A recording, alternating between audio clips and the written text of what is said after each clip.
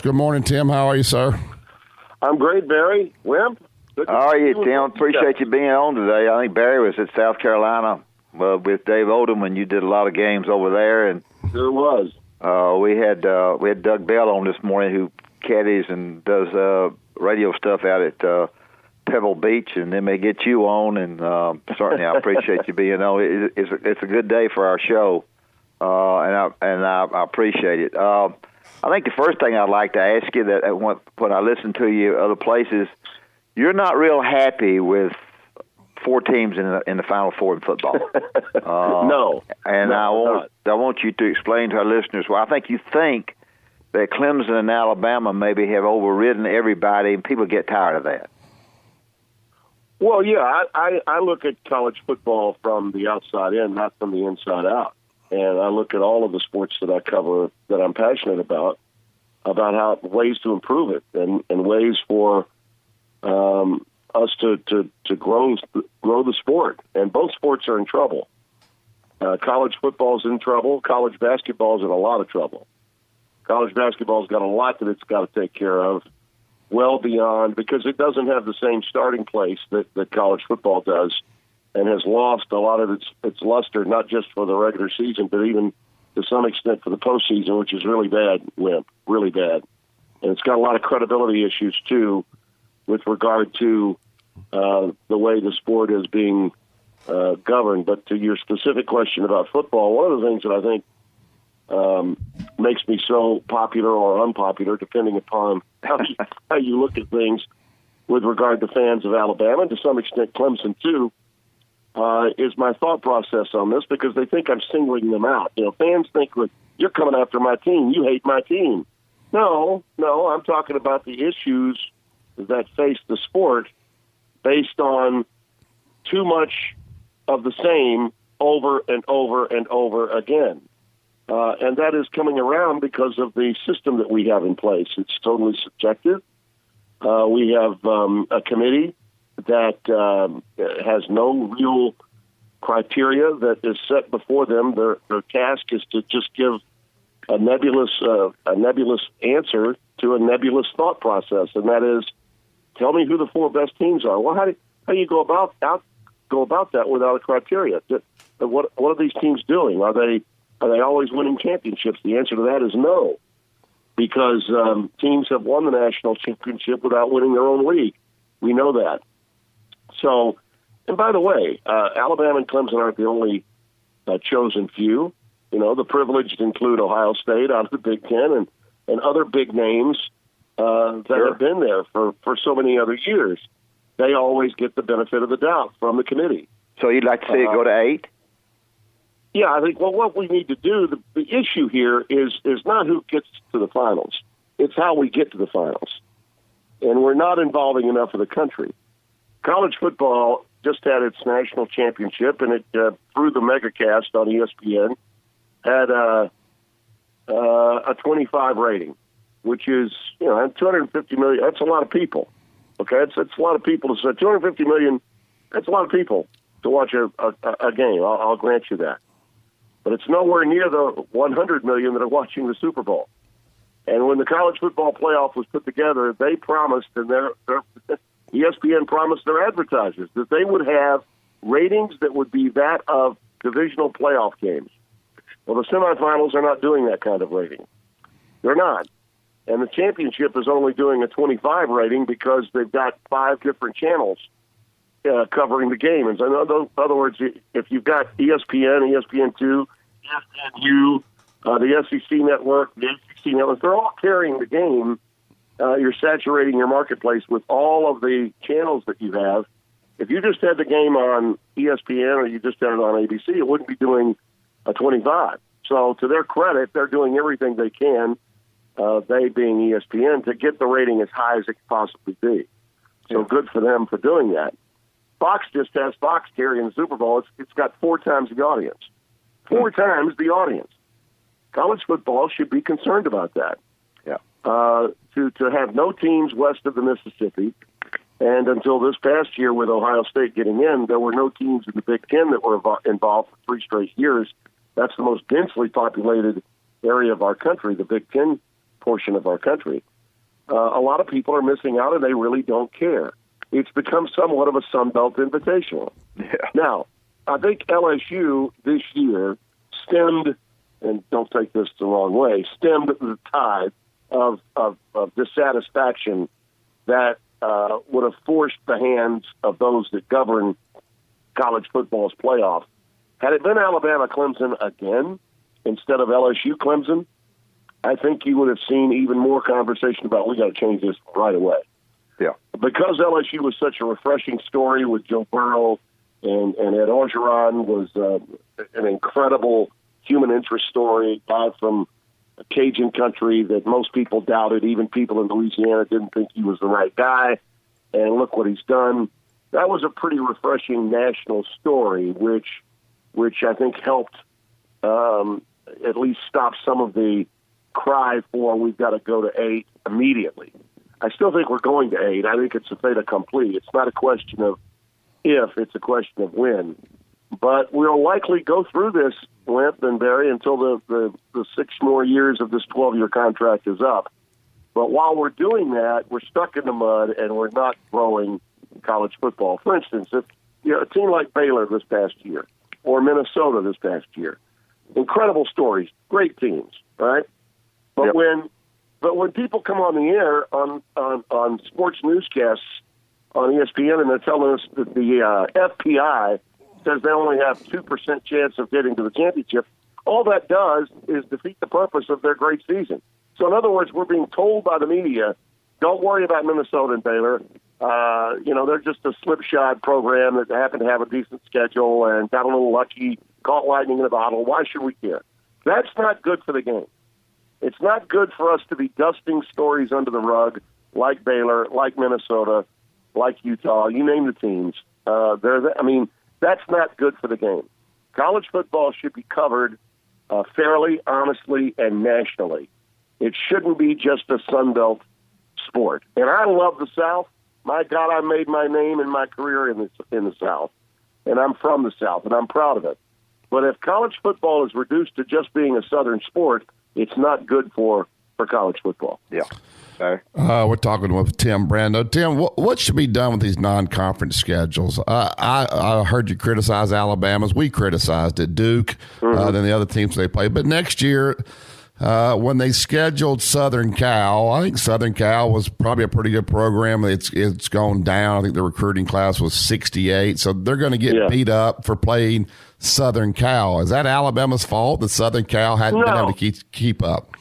No, and I don't think playing Southern Cal or listen, I was never that critical of the year Florida State stunk it up after they played them and they started the season, number 3 in the country, Jimbo's last year. You guys recall that. That's not, I was never critical of Alabama there. I was critical of these FCS schools they were playing in November. That's what, which, by the way, even Nick Saban has said he doesn't want to play them, but that's what he's been having to play. So Nick understands, what I'm talking about, even if the fans down there don't. He understands it. But what's got to be done about it is this 5-conference consortium, or cartel, as I like to call it, okay, of the ACC, Big 10, Big 12, Pac-12, and SEC. These guys need to come together and develop some boundaries and some rules amongst themselves. Who really runs the college football playoff? There are fans that are saying, well, the NCAA this, the NCAA that. The NCAA is not to blame for college football's problems. Hasn't been since 1984. The Supreme Court ruled that college football could govern itself, that the NCAA did not have jurisdiction over what deals could be made in television, how the regular season would be run, or the postseason would be run. This is about the 5 conferences. Well, if you're going to do this and work together and share all this money and build Niagara Falls in your football facilities at Alabama and huge slides so it can be fun at Clemson with all of this incredible revenue that's coming in through television money, then you need to develop some boundaries. Everyone should play the same number of conference games. They don't. Everyone should be forced to play the same number of power conference out-of-conference games. They don't. And because of that, schools like those in the SEC and ACC, it shouldn't shock anybody that Alabama and Clemson or LSU, name that SEC school if it's not Alabama, in this case it would have been LSU, and Clemson are there because they're playing 8 conference games, not 9. If you play 9 conference games, I get the math. That's 7 more opportunities for your membership to lose games. Well, okay, I get that. And people will say, well, this is because we're trying to protect Vanderbilt and maybe another school like Vanderbilt that's struggling when Mississippi State's bad or Ole Miss is bad, so they can get the 6 wins. Okay, well, that may have been your thought process because you want to get teams bowl eligible. But what, in essence, you're doing is making it even easier for Alabama or for LSU or any of the other power teams to get to the championship game.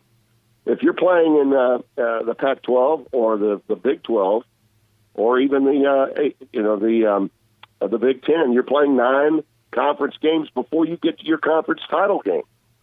So, the road to making it into and qualifying, if you will, is made more difficult because of the unbalanced schedules that we have.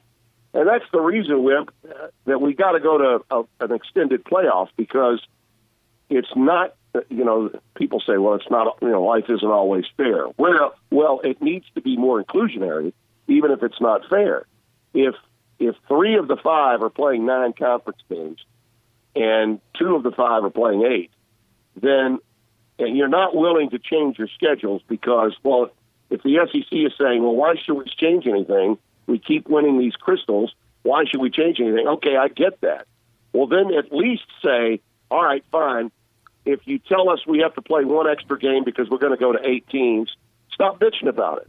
I don't want to hear it. Okay, if the quickest way to fix things is by allowing for an additional week of college football playoff, because you don't want to change your regular season. Because, why change it? It's already worked. Well, if it's not broke, don't fix it for us. That's fine. One of the two's got to happen, is my point. Tim, I know the West could be good in SEC. I don't know that Clemson, with Florida State down, is ever going to be able to play a conference schedule that's going to be conducive to tough play.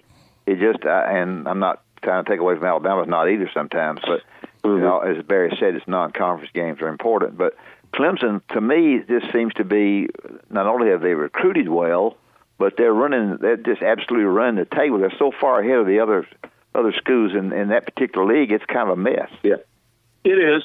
Now, I do think that there are a couple of programs that are beginning to improve in that league, but not to the level that you suggested that Clemson's at. See, in the SEC, as great as Alabama has been, and they're great, and they are still, the primary dominant program in the SEC. I would suggest that Clemson now has overtaken them as the powerhouse and dominant program nationally. Yeah.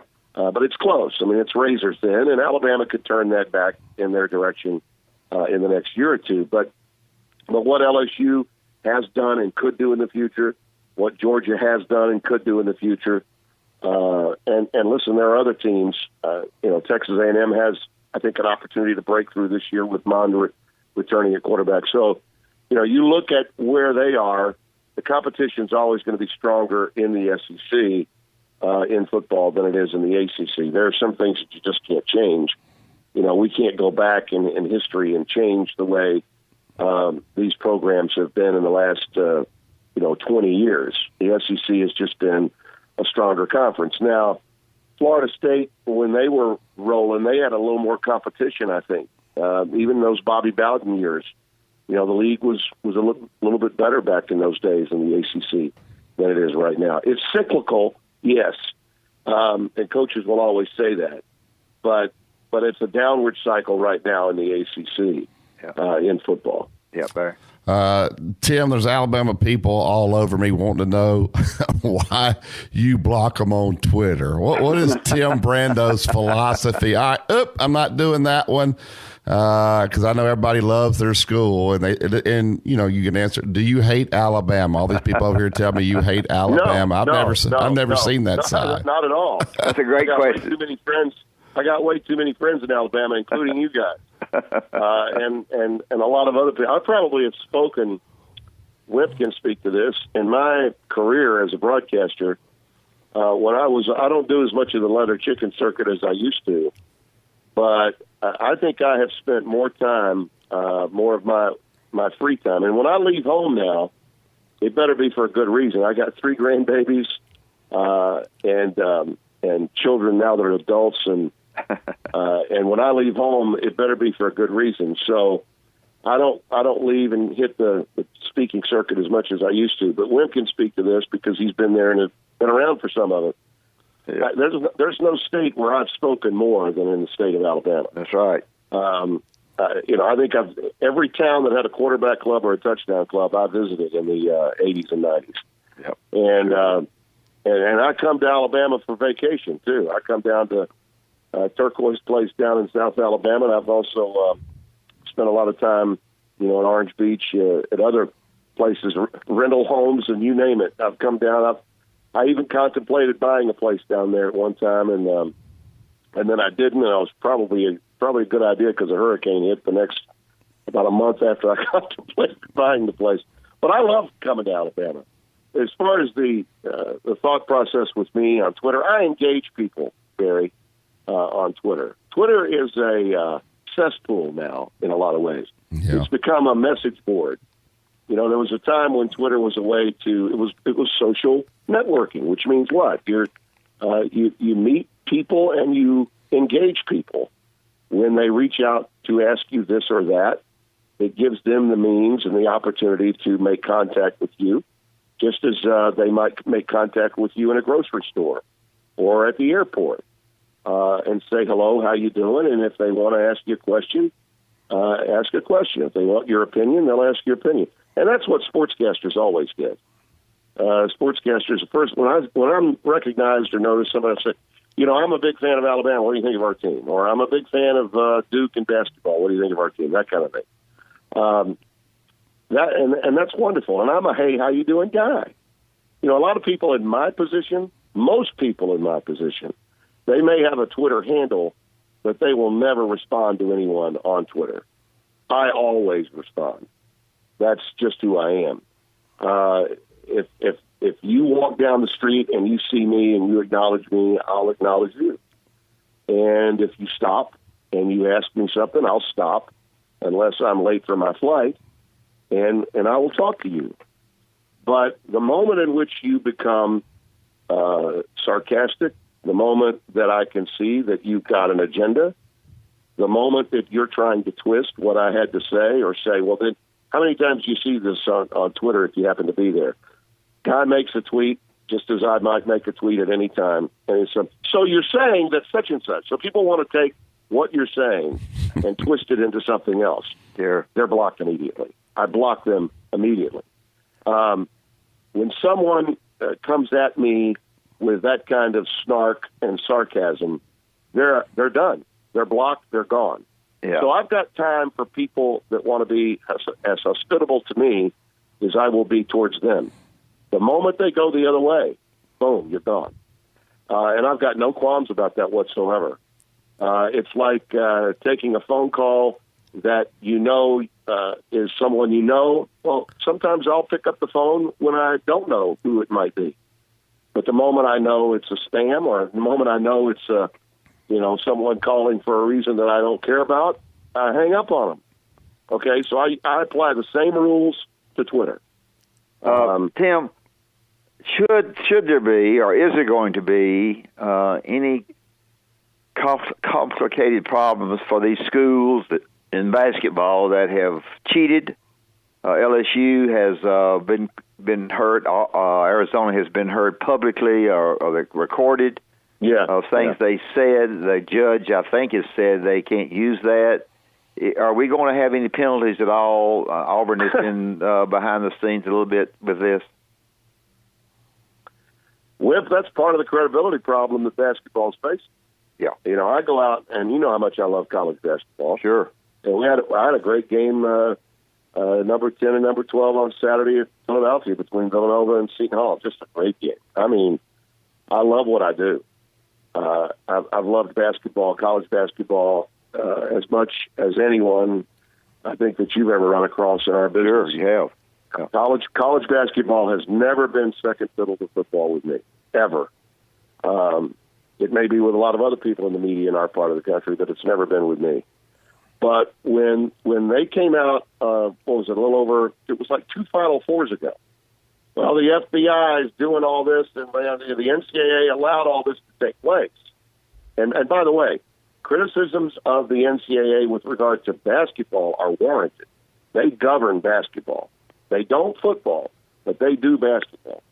And a lot of this is on them and the way they've handled and mishandled so much that, they can't take any of the allegations that they have.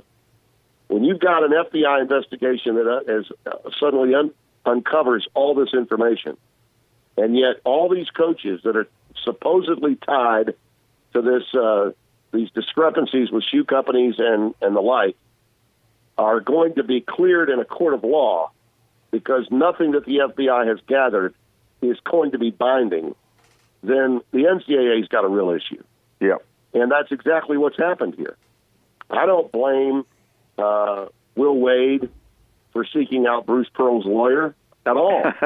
I don't blame him at all. It's about self-preservation. That's what he did. And in the current system that we have in place, that's exactly what happened here. Yep. John Miller, he actually was suspended for a game, and it didn't matter. Okay, that AD had he had all kinds of. There were a lot of issues out there in the aftermath of those circumstances out in Arizona, and that only harms a sport that a lot of fans have already turned away from until the NCAA tournament gets underway. When you were coaching in the heyday of college basketball with Hugh and with Sonny and with Dale, and it was just such a wonderful time. And I'm not saying things that things didn't go on that were. So we couldn't keep you Durham from cheating. There